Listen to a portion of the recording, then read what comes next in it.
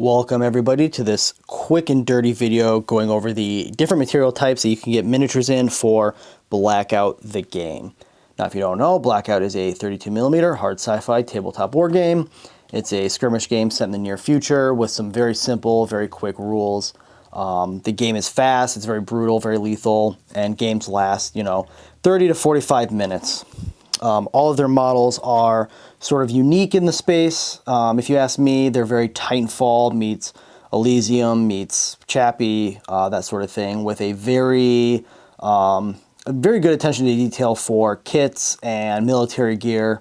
It's designed by veterans and ran by veterans, owned by veterans, things like that. So there's a lot of really nice little details in there. And we're just going to go over real quick some of the different materials you can get. Whenever you go to the website, there's going to be three main ways you can get them, which is going to be, 3D printed resin here. You can get multi-part metal models, and you can also get their new multi-part cast resin models. So we're just going to go over real quick some of the pros and cons of each, some things you need to watch out for, some things that might sort of sway your decision making one way or another, depending on which way you want to go for the way that you war game. All right, so let's start out with sort of the standard here, which is going to be 3D printed resin. And I've got some of the new Manticore Strike Force here. And as you can see, first things first, it's one piece. Both of these models, no matter their details, it's just one piece. All you got to do is clip off the little tab on their foot, glue it to a base, prime it, paint it, play with it. So if you don't like assembly models, you don't want to deal with the fiddly bits, right off the bat, 3D printed resin is probably going to be what you're going to want to go to. Now, some of the other things with 3D printed resin is you're going to have probably the most crisp details, just the way that the additive manufacturing works. You can really see like the belt buckle down there. You can see a lot of the details on that skull helmet, things like that. All the MOLLE straps and pouches are very prominent. This is very good for people who want to paint like display level models, things like that.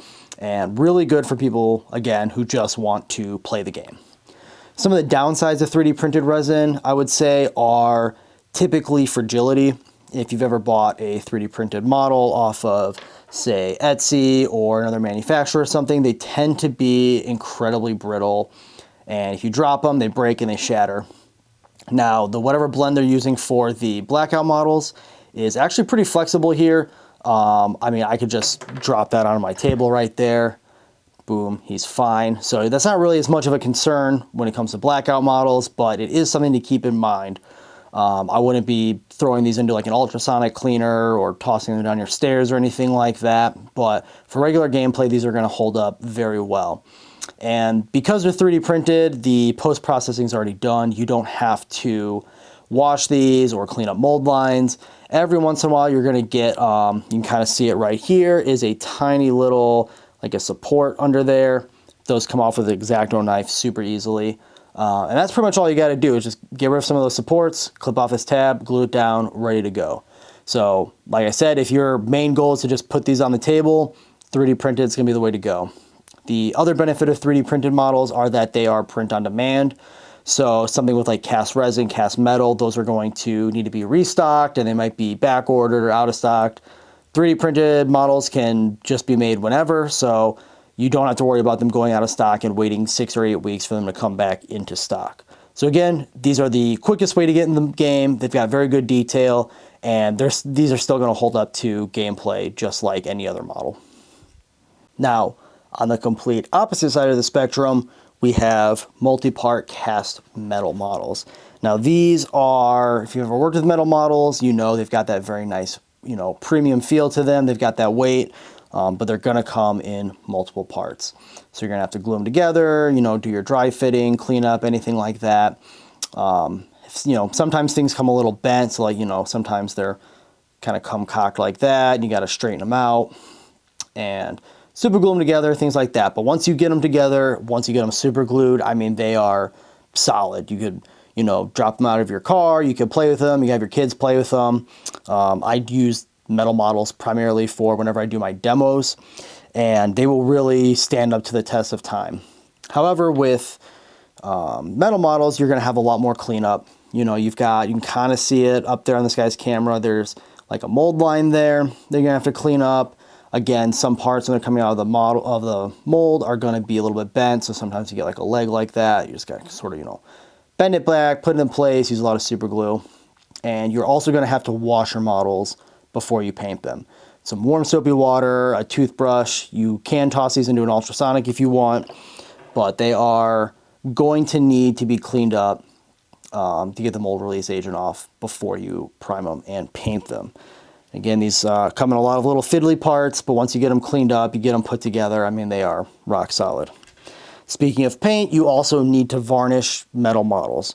I have a set that I've, you know, these are my quick and dirty cleaned up ones for doing demos, and as you can see, they are already, you know, sort of chipping away on some of those sharp edges there, and this is varnish, so you're really going to need to do like a nice thick varnish or maybe 2 of them, things like that. So that is probably the biggest downside of metal models is the cleanup, and you really got to have a good primer and a good varnish for the paint to hold up to them.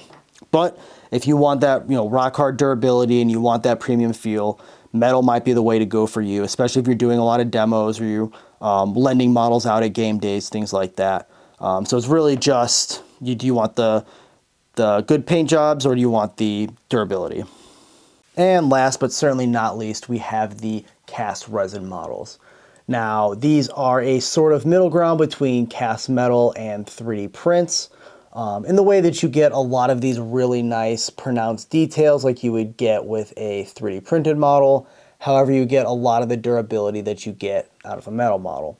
Now, they're not going to be as durable as metal models, but once they're glued together, they are going to stay together and they are going to hold up for demo games or playing with your kids or, you know, some clumsy buddies, things like that. These offer a lot more durability than a 3D printed model at the cost of you're going to have to put them together. Speaking of which, these are multi-part. As you can see, they come on this, you know, runner here. And just like metal, they're going to have to be washed with warm soapy water, and you're going to have to watch out for mold lines. However, with cast resin, mold lines are a little bit more prominent, as well as like some mold slips and stuff. If you look at this guy's shoulder here, you can kind of see a little bit of extra material on some of the studs. And that's pretty easy to clean up with just an X-Acto knife, kind of scrape it, maybe a little bit of sandpaper or a file stick. But yeah, these are going to have to be assembled like metal models. However, since they're coming on the trees like this, you really have to pay attention. If you want to look at this tree and this joint right here, this joint is going to go into the shoulder pad, but the tree is right here. So you're going to have to kind of cut it off, dry fit it, maybe clean up where that tree is, dry fit it again, do that until you get a nice clean fit. But once you get it fit together and once you get everything cleaned up with some soap and water for paint, this is going to take paint way better than metal will. The only other thing you really have to watch out for is if some parts come bent, which I haven't really seen yet, but let's say this gun was bent over at a little bit of an angle or kind of droopy. With a metal model, you'd be able to just sort of bend it back with your finger and your thumb. For cast resin, you're going to have to get some warm water or a hair dryer or something to heat it up till it's flexible, get it straightened out and put it in some cold water. But otherwise, I mean, they are very simple to put together. It's like 2 or 3 pieces for each model. And like I said, the details are super incredible with these cast resin. We'll see if this guy gets in focus. This one's a single part model.